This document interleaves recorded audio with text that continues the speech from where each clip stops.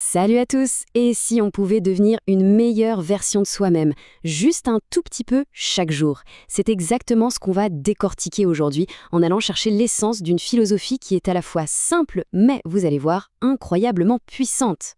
L'idée de départ, elle est super simple et même un peu poétique. Imaginez que chaque jour qui commence est une toile complètement vierge. Et nos choix, nos actions, ce sont les coups de pinceau qui, jour après jour, vont créer le grand tableau de notre vie.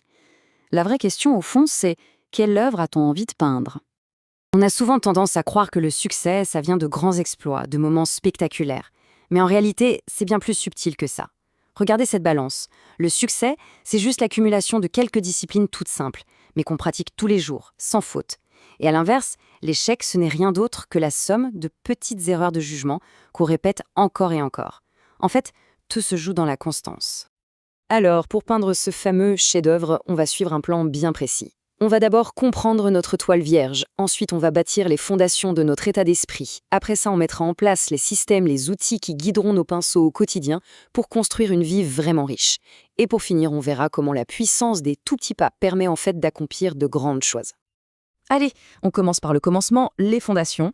Avant même de parler d'action, d'objectifs, cette première partie se concentre sur notre monde intérieur, notre attitude, notre état d'esprit.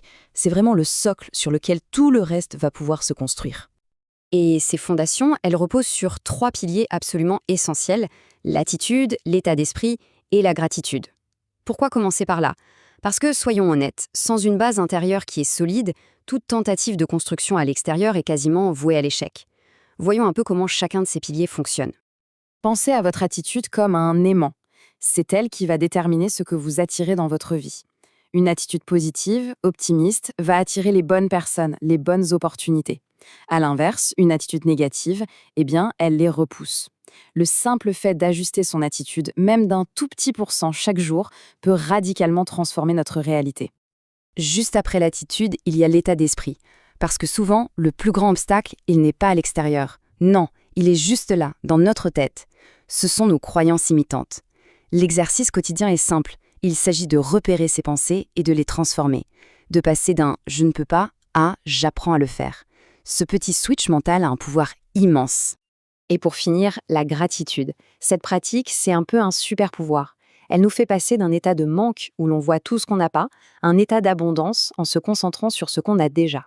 La source raconte l'histoire assez touchante d'une femme qui a reconstruit sa vie simplement en trouvant chaque jour une seule chose pour laquelle elle pouvait être reconnaissante. C'est une pratique vraiment transformatrice. Ok, les fondations intérieures sont posées. C'est solide. Maintenant, il est temps de passer aux outils de l'artisan. Cette deuxième partie, elle est consacrée aux systèmes concrets, aux compétences qui nous permettent de transformer nos intentions en vraies actions jour après jour. Dans notre caisse à outils, on trouve donc 3 instruments qui sont essentiels: la discipline, la communication et la gestion du temps. Ce sont eux qui, au quotidien, vont nous permettre de construire notre édifice avec précision et efficacité. La discipline, c'est le pont entre les objectifs et leur réalisation. Sans ce pont, même le plus grand des talents ne sert à rien. L'histoire du jeune homme super doué mais totalement indiscipliné est une illustration parfaite. Il n'a jamais rien accompli de grand, tout simplement parce qu'il lui manquait ce pont essentiel. Ensuite, la communication. On pense souvent que bien communiquer, c'est savoir bien parler, être éloquent. Mais le point clé, le vrai game changer, c'est surtout de savoir écouter. Écouter avec une vraie empathie, pour comprendre l'autre, pas juste pour préparer sa réponse. Imaginez le nombre de conflits qu'on pourrait éviter si on pratiquait ça chaque jour. Et ça nous amène à la gestion de notre ressource la plus précieuse, le temps. Attention, l'idée n'est pas d'être occupé en permanence, mais d'être vraiment productif. La méthode est simple. D'abord, on définit des priorités claires. Ensuite, on élimine sans pitié tout ce qui nous distrait. Et enfin, un point crucial qu'on oublie souvent, on planifie des pauses pour recharger les batteries. Bien, on a les fondations, on a les outils, on arrive maintenant à la structure même de l'édifice. Ces derniers piliers, ce sont les grands domaines qui, ensemble, façonnent une vie vraiment riche et épanouie. Sur nos fondations solides et avec nos outils en main, on peut maintenant ériger les 4 grands murs porteurs de notre vie. La connaissance pour comprendre le monde, les finances pour être libre, la croissance personnelle pour évoluer constamment, et enfin, le but qui donne un sens à tout ça. Cette citation est géniale, elle résume tout.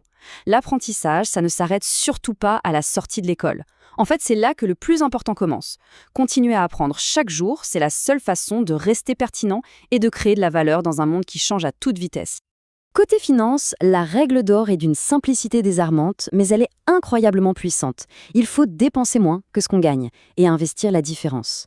Le bien-être financier, au final, ça dépend moins de la taille du salaire que de la discipline qu'on a à appliquer ce principe simple jour après jour. La croissance personnelle, c'est un voyage, pas une destination. Le but n'est pas d'être parfait, mais de faire des progrès constants. Et la source souligne une idée très forte. On n'attire pas ce que l'on veut, on attire ce que l'on est. En s'améliorant soi-même, on attire naturellement de meilleures opportunités et de meilleurs résultats. Et enfin, la clé de voûte de tout l'édifice, le but, c'est le fameux « pourquoi ». C'est ce qui donne une direction et un sens à toutes nos petites actions du quotidien. L'anecdote de cet homme qui avait tout réussi matériellement, mais qui était profondément malheureux parce qu'il n'avait pas de pourquoi est très parlante. Avoir une mission, c'est fondamental. Bon, alors pour conclure, si on rassemble toutes ces pièces du puzzle, le message central est finalement très simple. Les changements profonds et qui durent ne viennent pas d'un grand saut spectaculaire, mais de l'accumulation de tout petits efforts, constants et répétés. Voici donc le tableau complet qu'on a exploré ensemble. Des fondations intérieures avec l'attitude, l'état d'esprit et la gratitude, en passant par les outils du quotidien comme la communication, la discipline et la gestion du temps, jusqu'à la structure même d'une vie riche, avec la connaissance, les finances, la croissance et un but clair. Et s'il ne fallait retenir qu'un seul chiffre de tout ça, ce serait celui-ci, 1%. N'essayez pas de tout révolutionner du jour au lendemain. Visez simplement une amélioration de 1% chaque jour. C'est la magie de l'effet cumulé. Ce tout petit effort répété constamment se transforme en des résultats absolument spectaculaires sur le long terme. Du coup, cette analyse se termine avec une question toute simple, mais qui est destinée à chacun. En regardant ces 10 piliers, quelle est la toute petite amélioration, même minuscule, qui peut être faite dès aujourd'hui ? Parce que finalement, c'est ce premier petit pas qui est le plus important de tout le voyage.